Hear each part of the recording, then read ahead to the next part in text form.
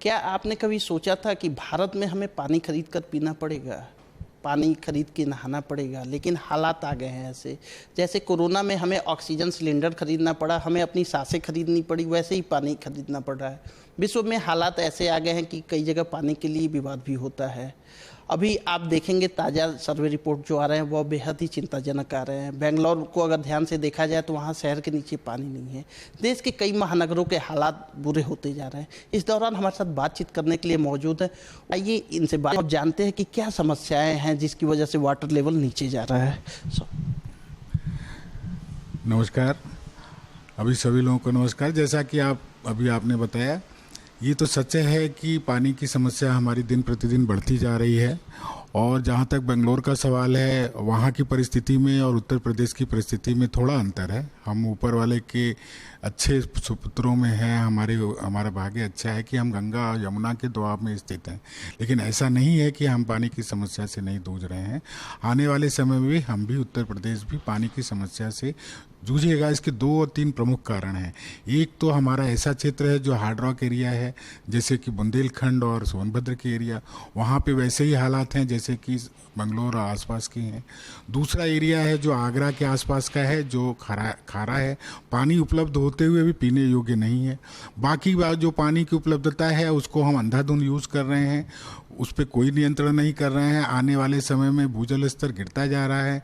आपको बता दें कि 2000 में जो हमारे डार्क ब्लॉक के अतिदोहित ब्लॉक थे वो लगभग 20 थे, जो 5 गुना बढ़ करके आज की डेट में 100 के ऊपर चले जा चुके हैं। और आने वाले समय में भूगर्भ जल का जो प्रदूषण है वो भी एक कारण होगा।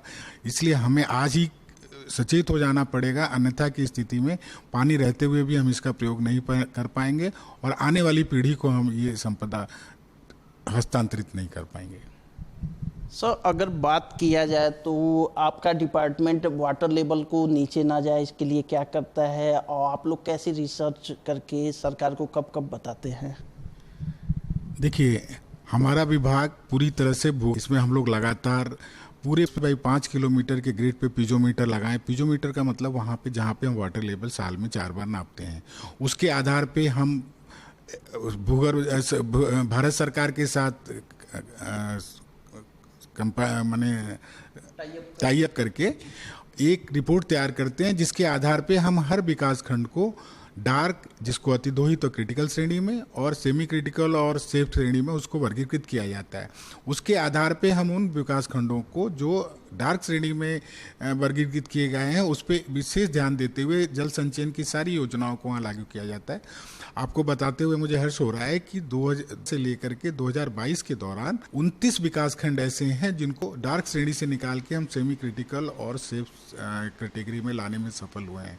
हमारी कई योजनाएं हैं। हम जन जागरूकता के आधार पर भी सभी लोगों को पानी बचाने की सलाह देते हैं, क्योंकि अगर हमने पानी बचा लिया तो एक तरह से वो रिचार्ज करने के समान ही होता है।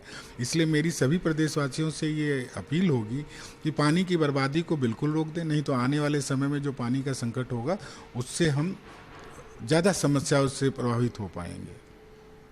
सर, हम कुछ छोटे सवाल आपसे लेने चाहेंगे कि जैसे नेशनल वाटर मिशन है तो इसका क्या रोल है और कहाँ तक सहयोग आप लोग पा रहे हैं इससे? देखिए, भारत सरकार की कई योजनाएं, उसमें एक मुख्य योजना जो है जल शक्ति अभियान भी है, जो नेशनल वाटर मिशन के सहयोग से चल रही है। ये पूरे प्रदेश में है। इसमें जितने भी जनपद स्तर पे हैं, जितने वाटर बॉडीज़ हैं, उनको मैपिंग कराई जाती है। आने वाले समय में डिस्ट्रिक्ट प्लान बनाए जाते हैं कि हमको जल संचयन के लिए क्या क्या कार्य किए जाने हैं। और ये चौथा चरण चल रहा है, ये 4 सालों से चल रहा है। 4 मार्च को माननीय राष्ट्रपति महोदया ने इसका उद्घाटन किया था, जो 30 नवंबर तक जारी होगा। इसका एक स्लोगन है कि कैच द रेन। जहाँ पर भी पानी गिरता है उसको हम जितना ज़्यादा से ज़्यादा पानी हो सके उसको रोक सकें, कर सकें। इसलिए मेरी सबसे अपील है, जो किसान भाई हमारे हैं, बंदी कर लें बरसात के। जितने भी हमारे सरकारी विभाग हैं, जो शासनादेश है उस हिसाब से roof top rain water harvesting करा लें। चेक डैम वगैरह तालाब की योजना ही रही है। तो कुल उद्देश्य ये है कि बरसात का पानी बह करके नए द्वारा समुद्र में न जाने, जल में जितना ज़्यादा से ज़्यादा संचित कर सके, ताकि हमारा भूगर्भ जल का बढ़ सके और लीन पीरियड में हम उसको कर सकें और अपने किसान और अपने को रख सकें। सर जैसे ने कहा वाटर हार्वेस्टिंग, तो जब शहर तो संभवतः ऐसा कोई नियम है कि 3000 वर्ग फीट से बड़ा हम घर बनाते हैं तो वाटर हार्वेस्टिंग की व्यवस्था आपने करना है। और साथ में मैं आपसे यह भी पूछना चाहूँगा प्रदेश के अगर महानगरों की जाए तो नगर है जो डार्क जोन में है, जहाँ पानी की स्थिति सबसे खराब है, ग्राउंड वाटर लेवल सबसे नीचे है। देखिए, ये तो सच है। रूफटॉप रेन वाटर हार्वेस्टिंग के लिए एक 2004 से ही शासनादेश लागू है कि 3000 मीटर से ज़्यादा के जितने भी निजी भवन उस पर रूफटॉप रेन वाटर हार्वेस्टिंग लगाना आवश्यक है। उसके बिना एलडीए को निर्देश है कि उसका नक्शा नहीं पास किया जाएगा और संभवतः एलडीए इसको पालन भी इसका कराती है। सिर्फ हमें ये देखना है कि वो प्रणाली पहले स्थापित थी वो आज की डेट में कार्यरत है कि नहीं। तो सभी लोग जिनके पास ये कार्यालय प्रणाली स्थापित करा दें बरसात के पहले। दूसरा क्या?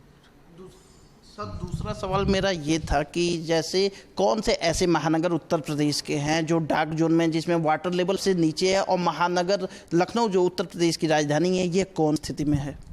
देखिए, ये सवाल आपका बड़ा ही प्रासंगिक है। वो पहले से जो ये कैटेगराइजेशन था जिसको श्रेणी में हम वर्गों में बांटते हैं विकास खंडों को, जिसमें हमने लोगों ने चयनित किया था 2 साल से, और इसमें केवल उन 10 शहरों को हम लिया था जिनकी जनसंख्या 10 लाख से ऊपर थी। आपको जान के आश्चर्य होगा कि जिन 10 शहरों को जब हमने किया तो 10 के 10 शहर डार्क श्रेणी में थे, और सबकी स्थिति, सबका दोहन जो है वो 300% से लेके 150% के बीच रहा है। दूसरे शब्दों में अगर हम आपको शहरों की स्थिति बताएं तो शहर को हम लोगों ने इतना कंक्रीट कर दिया, जिसको कंक्रीट का जंगल कहते हैं, कि हमने रिचार्ज के लिए कोई जगह नहीं छोड़ी है। तालाब जितने थे सब पे इंक्रोचमेंट किया जा चुका है, सब पे बिल्डिंगें बन चुकी हैं और अंधाधुंध पानी का दोहन किया जा रहा है। तो अगर हम नगर के चारों तरफ एक बाउंड्री अंडरग्राउंड बना दें तो आप विश्वास मानिए 3 महीने से ज़्यादा पानी नहीं पी पाएंगे। तो इसलिए एहसान मानना होगा हमें बगल के आसपास के क्षेत्रों का, जहां से हॉरिजॉन्टली पानी बह के शहर में आता है, हम उसका उपयोग कर पाते हैं। मेरा यही कहना होगा कि जितने से ज़्यादा लोग हों, सब लोग रूफटॉप रेन वाटर हार्वेस्टिंग प्रणाली पे जाएं। शासनादेश 300 वर्ग मीटर या उससे ज़्यादा के लिए ज़रूर है, लेकिन अगर आपका छत कम है तो 2-3 लोग मिलकर सामुदायिक रूप से इस प्रणाली का प्रयोग करें, ताकि एक समाज को हम आने वाले समय में कुछ अपना योगदान दे सकें। और लखनऊ का जहाँ तक सवाल है, लखनऊ की स्थिति भी अन्य शहरों से भिन्न नहीं, जैसा मैंने आपको बताया। यहाँ का भी जो दोहन स्तर है शहर के हिसाब से 250% से ऊपर है।